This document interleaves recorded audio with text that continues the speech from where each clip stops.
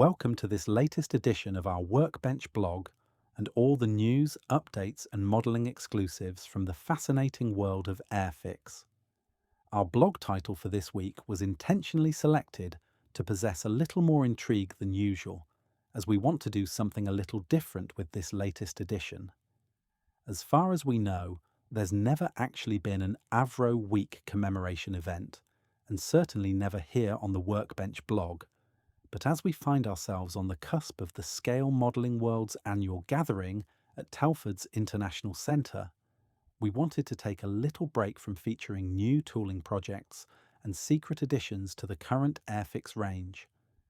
Instead, we wanted to place the blog spotlight on a selection of relatively recent model kit releases, all of which are currently in stock and available for modelling project duty right now.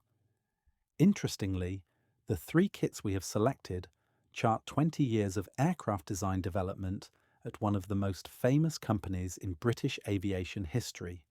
a name which became synonymous with powerful bomber types but can trace its origins back to the early years of the 20th century. We will be seeing how 20 years can seem like a lifetime in the world of aviation, and whilst all three aircraft were groundbreaking in their own right at the time of their maiden flights, how they could hardly be more different from each other when it came to both their appearance and their capabilities. You will probably be able to guess which aircraft types we're going to be featuring, but you can be absolutely certain that the Airfix range has beautifully crafted scale kit representations of each one, albeit in different scales, to allow our model display cabinets to feature our own appealing tributes to each one of them. When it comes to Avro aircraft types, the current Airfix range certainly helps scale Avro aviators to gain their hobby wings. As we push the virtual hangar doors back on this latest edition of Workbench, which of this trio of Avro classics will be making its way to the blog taxiway first? For a name which would become synonymous the world over for its reputation for excellence in aviation design, the Avro company rose from relatively modest beginnings in the basement of a Manchester mill, and only then because the mill was being managed by Aliot Verdon Rowe's brother at the time. The site was less than ideal for the production of aircraft, as each one would have to be built and assembled in the mill to ensure everything went together as anticipated, before being dismantled and transported by horse and cart to the railway station, for onward transportation to the flying school at Brooklands for flight testing. Nevertheless, this brownfield mill site would be responsible for the production of several important British aircraft designs during those early years, such as the first British aeroplane to take off from water and the world's first aircraft to feature an enclosed cockpit. During this time, the Avro company also managed to establish an enviable reputation in producing and supplying all manner of components required in the production of aircraft, even becoming known as the aviator's storehouse. As their design expertise started to grow, and as the national obsession with aviation started to materialise, the brothers knew that they would need more suitable premises. If they were going to grow the company, so in the early spring of 1913, moved their entire factory the 2 miles north to Miles Platting, which was just as well, because the War Office were showing great interest in their most successful design to date, the Avro 500. The classic Avro 504 would really put Avro on the map, but bring about the need for another factory change, as the huge increase in capacity required more space and more manpower. A new factory in Newton Heath, another area of North Manchester, was quickly secured by the company, allowing the Avro 504 to become one of the most important early British aircraft to see widespread service, with more than 11,000 aircraft eventually produced. The end of the Great War brought with it a reduction in aircraft orders, so Avro cleverly diversified into the production of motor cars, whilst maintaining their interest in aviation and the maintenance and manufacture of the incredible Avro 504. The Newton Heath factory would be the birthplace of many an Avro aviation classic, including the aircraft which we'll be featuring in third place as part of our review, an aircraft which started life as an advanced mail-carrying aircraft, but one which was easily converted to meet military requirements, the Avro Anson. From this point forward, the three aircraft which have attracted our blog attention this time around are going to be featured in descending order chronological order, with arguably the most impressive Avro-designed aircraft featuring first, and the least well-known, certainly from the perspective of normal public perception, being the last to take to the air on this occasion. Interestingly though, by adopting this format, we will also be reversing the actual number of aircraft produced by type, with the first being by far and away the one produced in the lowest numbers, and the last being the most heavily produced. As already mentioned, this trio of Avro aviation excellence span just 20 years of aviation design, something which will even surprise the most committed of aviation enthusiasts, but only serving to underline why so many of us find this subject completely fascinating. Onwards and upwards then. When the huge doors of the construction hangar at the Woodford Factory Airfield were pushed open during the last week of August 1952, the sight must have been truly breathtaking. As Avro Vulcan prototype VX770 was wheeled out onto the hard standing on the airfield, resplendent in its white anti-flash paint finish and wearing RAF insignia, it must have been a proud moment for everyone involved with the project. Over the course of the next few days, a program of extensive systems testing and runway taxiing trials took place, in preparation for the all-important first flight of the new aircraft. Back then, the aircraft hadn't been given an official name and was simply referred to as 698, but it was about to make a rather large delta-shaped mark on the history of British aviation. On Saturday 30th August 1952, a beautiful English late summer day, Avro officials and authorised Woodford employees assembled for the historic first flight of the new Avro jet bomber prototype. The flight would be under the command of the highly experienced Avro test pilot Roland "Roly" Falk, a man who had spent the last few years evaluating every aspect of Delta flight in support of this project. Falk had previously served as the chief test pilot at the Royal Aircraft Establishment, and in that position had the chance to fly and evaluate many of the captured German aircraft from the Second World War, such as the Messerschmitt Me 262 jet fighter and the incredible Me 163 rocket-powered fighter. He was also famous for conducting his Avro test flights wearing a smart pinstripe suit and tie, something which was somehow reassuringly British. After successfully undertaking a final couple of fast taxi runs, followed by a short delay to clear a flock of birds from the edge of the runway, this stunning new aircraft blasted down Woodford's runway and into the clear blue Cheshire skies. This was clearly a worrying time for Falk and the Avro designers, as much of the technology used on 698 was totally new, and until the aircraft returned to Woodford safely, there would be a great many men in suits biting their nails and wringing their hands nervously. The aircraft was taken to 10,000 feet before completing a series of predetermined manoeuvres, then repositioning for landing back at Woodford. Drama ensued following the lowering of the main undercarriage, as something was seen to fall from the underside of the aircraft, with airfield control passing the message on to Falk, who was instructed to perform a wide circuit of the airfield while the situation was assessed. Both A de Havilland Vampire and Avro 707 research aircraft were sent to fly close to the bomber to assess the situation, and discovered that the fairing panels behind the undercarriage had become detached. As all three of the undercarriage legs had returned green lockdown indicator lights, and the aircraft was under full control of the pilot, Falk was cleared to land back at Woodford, which he duly did, using the drogue parachute to reduce the landing distance to a minimum. As the aircraft quickly slowed to a sedate pace, the gathered onlookers burst into a spontaneous round of applause, as the Avro team had achieved a significant aviation milestone, and the project could now progress to the next stage. One of the gathered onlookers later commented that as Britain was still subject to food rationing at the time, the celebrations centred around a nice hot cup of tea and a few biscuits. At this point, it's probably appropriate for us to spare a thought for the good people of Cheshire back in 1952, or, as it would now be described, the South Manchester area. When they saw and heard this mighty delta shape in the skies above them, they must have thought that Armageddon was upon them, and a great many concerned citizens contacted the police to report the terrifying sight in the sky. It now seems strange that even though that first aircraft may well have initially spread fear amongst sections of Britain's population,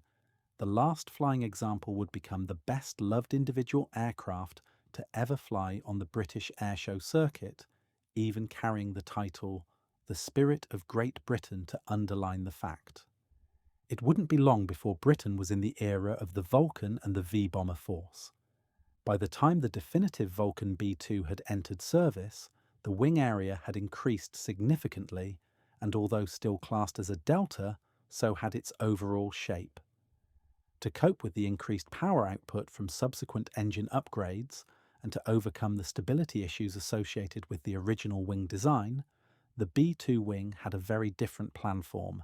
and now featured two defined kinks in its leading edge, well forward of the profile of the original wing. Rather than detract from the aesthetic appearance of the early Vulcan's delta, the B.2 actually enhanced the profile of the aircraft, even though the design changes were obviously made purely for reasons of operational effectiveness. The service introduction of the Vulcan B-2 would also coincide with Britain's nuclear weapons programme maturing somewhat, and would see the number of weapons available to the V-bomber force increasing in both number and in the destructive potential they possessed. It would also bring about a change in thinking regarding the delivery of these weapons, as significant advances in Soviet anti-aircraft missile defense technology would now have an impact on the successful dropping of a free-fall gravity munition. A new weapon would be needed if the deterrent threat of the Vulcan and its V-bomber partners was to be maintained. Avro Vulcan XM594 was the penultimate B.2 variant to be built at Avro's Chadderton and Woodford factories, which was capable of carrying the Blue Steel nuclear standoff missile, Britain's most effective deterrent weapon at that time. She was delivered to the Royal Air Force in July 1963 and allocated to No. 27 Squadron at Scampton, the squadron which first introduced the B-2 variant of the Vulcan to RAF service. Pulled into the Blue Steel wing, the aircraft would remain at Scampton for the next 9 years, serving through the period when the V-bomber force would be required to change its role from conducting high-altitude to low-level nuclear operations. From the mid-1960s, Scampton's Vulcans gave up their iconic white anti-flash paint scheme for one which featured standard RAF camouflage on all upper surfaces, reflecting the tactical change from high to low altitude operations. Significant advances in Soviet SAM missile capability meant that Vulcan crews could no longer be expected to safely conduct their original high-altitude Blue Steel delivery missions and were forced to head for the deck. Unfortunately, this altitude switch significantly reduced the tactical effectiveness of the missile, and the nuclear writing was already on the wall for Britain's V-force. Vulcan B.2, XM594, would still be at Scampton when all 8 aircraft of No. 27 Squadron were converted for a nuclear laydown bomb load and assigned to fly deep penetration raids into Eastern Europe, supporting Allied ground forces in the event of conflict. By the end of 1971, the Vulcans of No. 27 Squadron had relinquished their nuclear delivery role altogether, and by the following year, XM594 had made the short hop to the nearby Waddington Wing, where she joined No. 101 Squadron.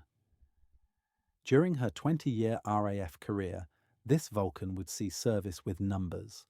27, 101, and 44 squadrons. Her final operational sortie was as part of the last Vulcan scramble on the 17th of December 1982, where no less than 7 Vulcans took part in this impressive demonstration as the Vulcan prepared to bow out of RAF service. On the same day, 4 of the 7 Vulcans involved in the scramble demo also flew in formation over former RAF Vulcan stations, as this unique aircraft made its farewell flight. XM-594 acted as a reserve aircraft for this tribute. The last flight of Avro Vulcan B.2 XM-594 took place on a rather cold and wintry 7th February day in 1983, when she was flown from her home base at RAF Waddington to the Newark Air Museum site at Winthorpe, the start of a new chapter in her life. Not only would she be one of the largest aircraft to have ever landed at this former RAF Winthorpe site, but on this historic occasion, the aircraft was captained by decorated Falklands War Pilot Squadron leader Neil McDougall. On landing, he was more than happy to recount some of his Vulcan flying exploits to enthralled NAM volunteers who had gathered for his arrival. Significantly, at that time, XM-594 was the only Vulcan disposed of by the RAF to be flown into an unlicensed airfield. This magnificent aircraft is now kept in fine condition by the museum volunteers and is a hugely impressive exhibit, and until relatively recently was maintained in an electrically live condition. At regular occasions during the year, volunteers would conduct an electrical systems check where the lights, air brakes and bomb bay doors would all be operated. Unfortunately, a tightening in regulations meant that these checks can no longer be performed on the Newark Air Museum site, though this magnificent museum is definitely still well worth a visit. Indeed, most UK aviation enthusiast visitors will probably tell you that enjoying the sight of this magnificent mighty Delta bomber is worth paying the modest museum entrance fee alone, even before you consider all the other aviation delights on show at Newark. Thanks to the continued efforts of museum volunteers, work on their beloved Vulcan is an ongoing process,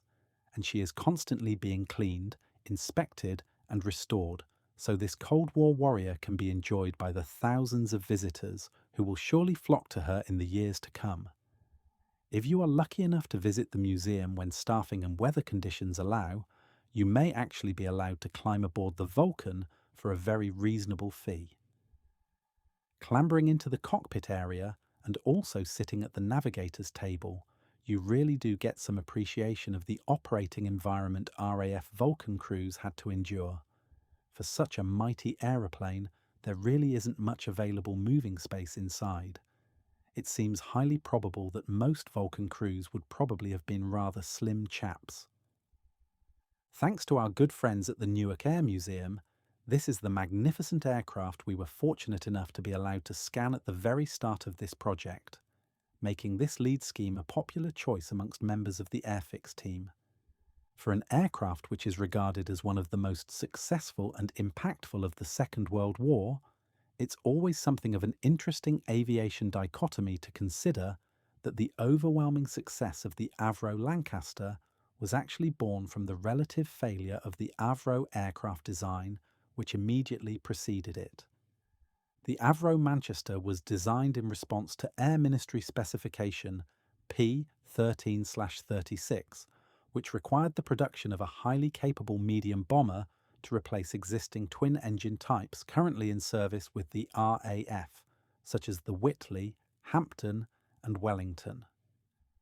Avro's innovative design submission retained the twin-engine configuration of existing medium bombers, but made use of the innovative Rolls-Royce Vulture engine, a new power plant which promised impressive power output from what was essentially 2 Rolls-Royce Peregrine engines bolted together. The two 12-cylinder V-shaped Peregrines were mounted one on top of the other, the bottom unit inverted, to produce the 24-cylinder X-shaped engine block of the Vulture, and whilst designed to produce great power, this innovative design proved to be somewhat underdeveloped, failing to live up to performance expectations. A lack of power and general unreliability of the power plant seriously undermined the performance of the new Manchester. Historically, it's generally accepted that the disappointing Vulture engines were the main reason behind the perceived failure of the Manchester. Ground crews were sick of constantly having to nurse the aircraft into the air, and many air crews assigned to fly the bomber began to fear that their aircraft was incapable of bringing them home after their latest mission.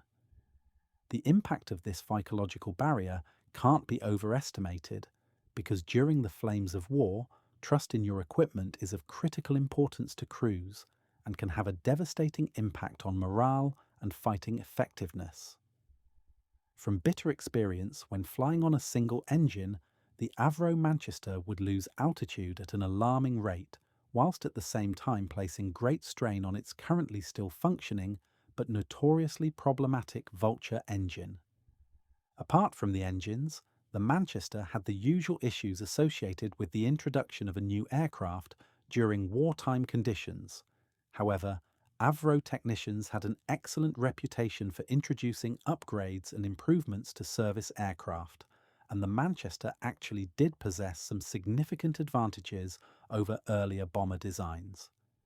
By positioning the aircraft's fuel storage exclusively within the wing structure, this allowed the designers to incorporate a large unobstructed bomb bay in the aircraft, allowing it to carry an impressive variety of offensive stores. This also created a relatively spacious fuselage for crews to work in, and when combined with the excellent general handling characteristics of the aircraft, it did show great promise. Unfortunately, no matter how hard Bomber Command looked for the many undoubted qualities possessed by the Avro Manchester,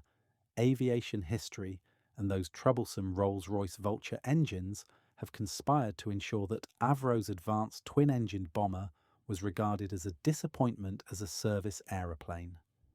Only 202 Avro Manchester bombers were eventually produced, even though some of cancelled airframes already under construction at the time of cancellation would eventually go on to become the aircraft which replaced it, and something of an aviation classic. Aware of the problems with the Vulture engines, Avro's chief designer, Roy Chadwick, and his team were already working on the design of an improved version of the Manchester, one which was initially designated the Avro Type 683 Manchester 3. Replacing the two troublesome Vulture engines with the less powerful but much more reliable Rolls-Royce Merlin power plant, the wing of the new aircraft was lengthened to accommodate the two extra engine stations' engines, whilst still utilising a Manchester fuselage from the existing production line. When the prototype aircraft made its maiden flight from Manchester Ringway on the 9th of January 1941, it showed many similarities to the earlier twin-engine design, including the distinctive three-tail arrangement of the Manchester Mark I and same impressive modular construction method. The four-engined Manchester III proved to be a revelation, and having overcome the major power issue which had plagued its predecessor, highlighted the many impressive design features originally incorporated into Britain's latest bomber type by the Avro team. Existing Avro Manchester production was switched in favour of the new design, which, as we all now know, would go on to be named the Lancaster, an aviation classic which was pressed into RAF and Bomber Command service from early 1942. It went on to earn an enviable reputation as Britain's principal heavy bomber of the Second World War, operated by many British, Commonwealth and European squadrons serving in the Royal Air Force. Despite possessing many of the design characteristics of its twin-engine predecessor, it seems that from an aviation perspective, history had decreed that whilst one is remembered as a war winner, the other's existence is hardly acknowledged at all, and when it comes to the subject of RAF bombers, the names Lancaster and Manchester rarely appear in the same sentence. It is difficult to comprehend how the young men of Bomber Command had the resolve to climb into their machines night after night, heading out over enemy territory, in the sure and certain knowledge they were putting themselves in harm's way yet again. Placing great faith in their mighty bombers, any number of unquantifiable perils could be playing a part in the coming few hours, from mechanical failure, pilot error, the weather, collision, accurate navigation, and of course enemy action, not to mention the fact that their aircraft was full of fuel, bombs and ammunition. In the years which followed, many would go on to describe the nerves they suffered from prior to setting out on any sortie, and the despair of losing friends and comrades who could have been sharing a joke over breakfast that morning, but were never seen again. Each crew became a cohesive unit of 7 men, often coming together themselves, with one crew member often recommending someone he knew, but someone who would be perfect for the group, someone who might be an asset in ensuring their mutual survival. Although few ever spoke about it, the odds were very much stacked against them, with the average survival of a Lancaster being around 22 operational sorties, but reduced dramatically for aircraft flying to targets deep into Germany, something which could happen 2 or 3 times in a week. Despite sobering statistics such as these, incredibly, at least 35 Lancasters would go on to reach, and in some cases exceed, the incredible achievement of completing 100 operational sorties, aircraft which became celebrated as the famous Lancaster Centurions. Each one of these aircraft would usually have been flown by many different airmen during their operational service, some who ultimately may not have been as lucky as the aircraft in which they once served. One of the most famous Lancaster Centurions was Avro Lancaster BMKLR 5868PO-SS for sugar, an aircraft which is now the oldest surviving Lancaster, and one which is on display at the Royal Air Force Museum, London. Built by Metropolitan Vickers at their Moseley Road, Manchester factory, R5868 was originally part of an order for 100 Avro Manchester bombers, which was placed in 1939. However, for the reasons we saw earlier, only 43 would actually be competed as Manchesters, with the balance, including R5868, being produced as Lancaster MKLS. Following assembly and flight testing at Woodford Aerodrome in Cheshire, the bomber was delivered to RAF No. 83 Squadron at Scampton towards the end of June 1942, taking part in its first operational sortie early the following month. Originally, the bomber carried the fuselage codes OL-QQ for Queenie, and would go on to be rather a prolific aircraft with her parent squadron, completing 68 operations with the unit. On her 46th operational sortie, an attack against targets close to Berlin, the bomber was lucky to make it back in one piece. Damaged by flak, the Lancaster was coned by several German searchlights for what seemed like an eternity for the crew, also attracting the unwanted attentions of Luftwaffe night fighters during this time. Thankfully, although sustaining damage, Queenie made it back home to Scampton thanks to the actions of her entire crew. As No. 83 Squadron were due to convert to the latest Lancaster Mark III in September 1943, R5868 was transferred to No. 467 Royal Australian Air Force Squadron at Bottisford in Leicestershire, where she was given the codes POSS for sugar as the replacement for an aircraft which had recently been lost on operations. In November, the squadron moved to Waddington, and Sugar's operations tally continued to increase. As she approached the incredible mark of 100 ops, she started to attract the attention of the local press. At that time, the aircraft was reported to have been sporting a pin-up nude as her morale-boosting nose artwork. However, the RAF top brass were less than impressed about the situation, particularly as the Lancaster was attracting so much media attention. The decision to remove the unsavoury artwork was made, to be replaced by Hermann Göring's pre-Battle of Britain pledge to the German people that no enemy plane will fly over the Reich territory, with a yellow arrow pointing to the aircraft's increasing operations tally. This is now the incredibly famous artwork with which this historic aircraft is associated.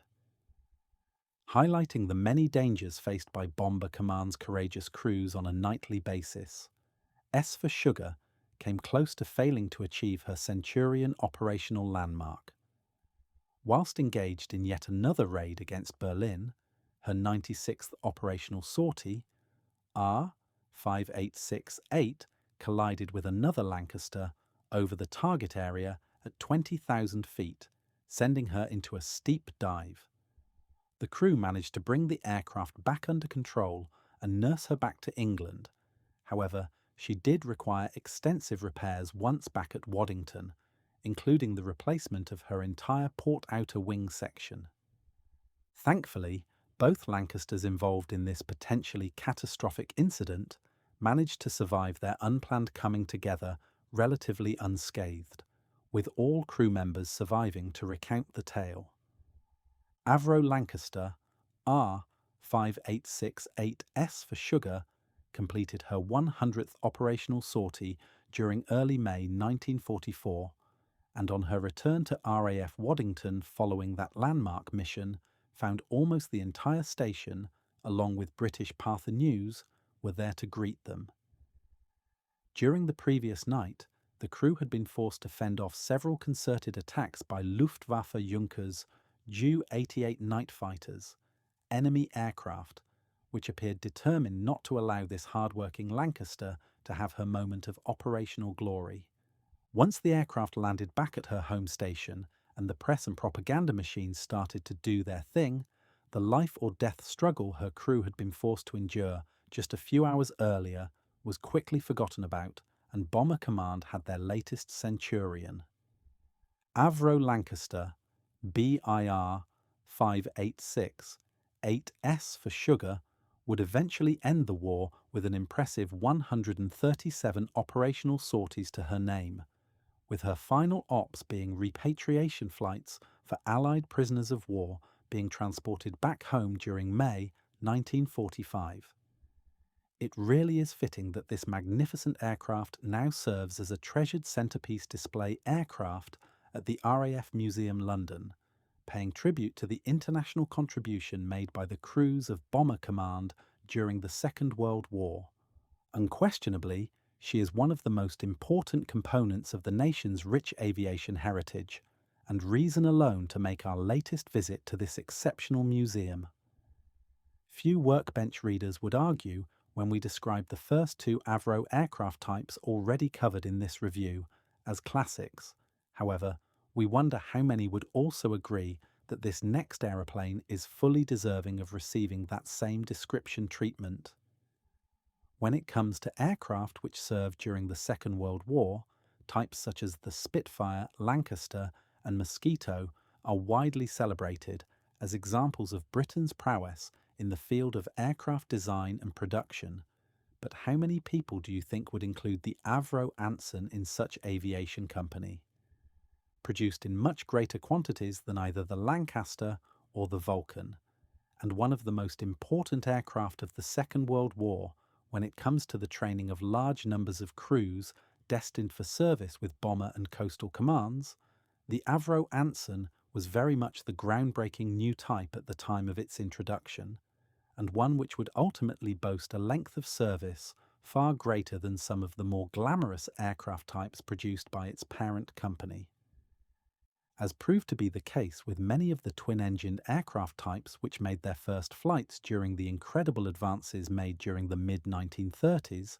the aircraft which would go on to become the Avro Anson was designed in response to a civilian requirement, but one which reflected the rapidly changing world of aviation advancement at that time. Carrying the company designation Avro 652, the new aircraft was a fast and relatively long-range mail-carrying charter aircraft built to satisfy a rather demanding requirement issued by Imperial Airways. Powered by two Armstrong Siddeley Cheetah radial engines, the new aircraft could boast a cruising speed approaching 170 miles per hour and an impressive range of 700 miles, whilst at the same time incorporating a host of advanced new design features, making the new aircraft seem to be exactly what the airline was looking for. Designed by Avro's Roy Chadwick, a man who would later go on to design the company's Manchester, Lancaster, and oversee the Vulcan project, all within a 20-year period. The new aircraft incorporated a welded steel tube frame fuselage construction onto which wooden formers and a doped fabric skin could be applied. This method of construction endowed the aircraft with great inherent strength and cavernous cabin space, something which would later prove essential when the aircraft embarked on its military career in the years to come. It would also incorporate a relatively recent innovation, retractable undercarriage. This was operated by a clever gearing system and manual pump handle arrangement in the cockpit, where after around 140 cycles, the main undercarriage legs would move forwards and upwards into a semi-recessed position within each engine nacelle. This system would prove rather fortuitous should an aircraft be forced to make a wheels-up landing, as the semi-recessed position essentially protected the aircraft from sustaining significant damage during the process. The first flight of the Type 652 took place at Avro's Woodford Aerodrome site on the 7th of January 1935, with the aircraft exhibiting excellent handling characteristics and generally proving to be a resounding success. Delivery of the two completed aircraft to Imperial Airways at Croydon proved to be a little more dramatic, as one of the aircraft actually made its landing with its main undercarriage wheels still retracted due to pilot error. Thankfully, because of the design of the undercarriage system and the fact that quite a significant section of the wheels remained outside the nacelle after retraction, the mistake was not as bad as it could have been. Aside from bent propeller tips and the red faces of the crew, the aircraft would quickly be returned to airworthy condition.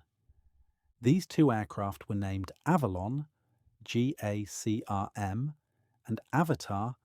GACRN, by Imperial Airways, and after years of serving with distinction and with war clouds now gathering, both would be impressed into military service, first with the RAF School of Photography and then with the Fleet Air Arm. From a pilot's perspective, the view from the aircraft's generous cockpit and, later, extensive glazed sections was exceptional and must have made the 652 a delight to fly. But as work began on the two aircraft for Imperial Airways, the design held much more in store for the Avro company and an eventual production run which would see this as their most heavily produced aircraft type. With construction work already underway on the two aircraft for Imperial, Britain's Air Ministry issued proposals for a new general-purpose reconnaissance aircraft for the Royal Air Force and invited Britain's aviation companies to submit their designs. After studying these specifications in detail, Chadwick was convinced that his new airliner design was close to meeting requirements and set about building their Type 652A, a military derivative of the existing mail aircraft design. It wouldn't be long before this military variant of the Type 652 took on even greater significance for the company, following the Air Ministry's decision to redesignate their requirement as an urgent project, requiring the Avro team to devote even greater resource to producing their new aircraft. Powered by two Armstrong Siddeley Cheetah V1 engines, the militarization of the aircraft also brought with it the question of significant additional weight associated with the installation of military equipment, which included defensive armament for the aircraft in the form of a large manually operated device, operated dorsal turret with single Lewis gun and a fixed forward-firing Vickers machine gun in the nose, which was operated by the pilot. The aircraft would also be given the ability to carry a modest bomb load, something which would again go on to increase its operational effectiveness, but also heavy wireless and navigational equipment, which would all place further strain on the aircraft's Cheetah engines. Entering Royal Air Force service with No. 48 Squadron at Manston on the 6th of March 1936, the Avro Anson represented quite an advance in capability for the force. whilst at the same time presenting them with their first multi-engined monoplane design to see frontline service. It was also the first RAF aircraft to feature a retractable main undercarriage, making this quite an important British aviation type in several ways. The same attributes which made the Anson such an important aircraft for the Royal Air Force also made it attractive to the Royal Navy, resulting in large numbers of aircraft also going on to see service with the force. Charged with training air crews across various trades and skills destined to join operational units, the large cabin area of the Anson comfortably supported both students and, if required, instructors engaged in airborne training. Although quite a basic design by the mid-war period, the design of the Anson was extremely robust, and whilst it might not have been the master of any one aspect of flight, it was incredibly adaptable and extremely reliable. Hundreds of these aircraft would have been in British and Canadian skies on any given day during the Second World War, with Fleet Air Arm Ansons engaged in providing training support for everything from wireless operators to air gunners and observers. However, if the aircraft were used in a pilot training role, specialist dual-control equipped aircraft were required. The spacious cabin afforded trainee air crews with plenty of room to move around, something which was particularly useful to those engaged in the observer role, as they would often be required to drop marker dies in the sea, both for targeting and positioning purposes. With plenty of stowed equipment available for them to use, this also included an Aldis signal lamp for Morse code communications with the shipping below. As a signal lamp was usually the only way the aircraft could communicate with any naval or merchant ships in its vicinity, the rear window on either side of the aircraft could be opened to allow the observer to signal his message to ships using the lamp, clearly a skill which needed intensive training if it was to be perfected.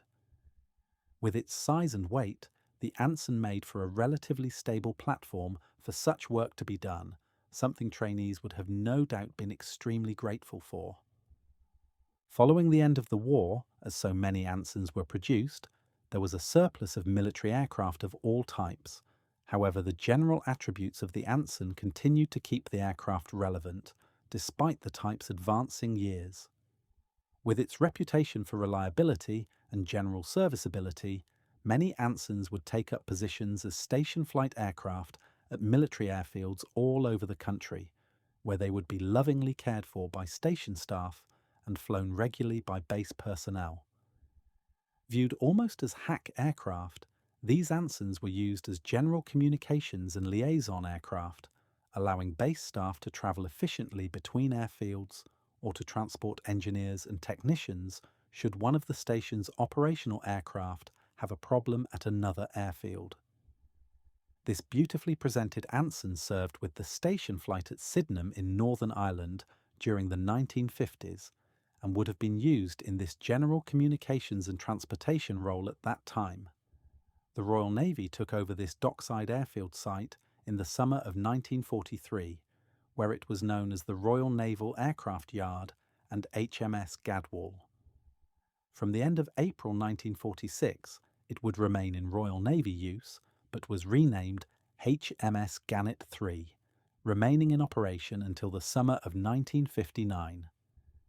As an illustration of how popular Ansons were in the station flight role, in Farnborough Air Show Week, many Royal Air Force and Royal Navy stations would send officials to either enjoy or serve in an official capacity at the show,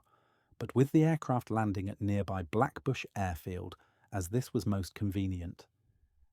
Enthusiast photographers would descend on the airfield during Farnborough Week to take pictures of the many Ansons and other communications station flight aircraft arriving there. And it was reported that in those days, when Farnborough was a huge event, as many as 30 station flight Ansons might fly into Blackbush on any given day. This particular Royal Navy Anson was photographed at Blackbush during Farnborough Week in 1955, and looking absolutely resplendent in its silver scheme, illustrated the affection in which these aircraft were held by their parent stations. At that time, It's thought that this was one of the oldest Royal Navy Ansons still in service back then. She will certainly make for an appealing modelling project and will effectively illustrate just how important the Avro Anson was to British aviation during its lengthy service. Compared to the camouflaged RAF Ansons we're more accustomed to seeing and covered by the initial release of this kit, could this stunning option look any more different from a standard RAF-operated Anson? Three important British aircraft types produced by the same aircraft manufacturing company over a 20-year period, a period which was probably the most tumultuous in our nation's history. Which would you select as the most significant or the trio? Would you go for the mighty Vulcan, which was only produced in a minuscule percentage of the numbers Avro Ansons were manufactured in, or would the role played by the Lancaster get your vote? We could probably make a strong case for all three Avro aircraft as being the most significant of this particular gathering, but also a strong case for having all three as model representations in our model display cabinets. With the first flight of the Lancaster taking place less than 6 years after that of the Anson, and the Vulcan taking to the skies some 11 years after the Lancaster, the most interesting aspect is how all three of these radically different aircraft could leap from the same drawing boards in the space of just 20 years. Is it any wonder that the modelling world continues to be fascinated by such aviation history? Currently, all three of these models are in stock and available, so if you happen to have one member of this illustrious aviation trio missing from your own Avro aircraft heritage display collection, I think you'll agree that this is a modelling story well worth telling in scale form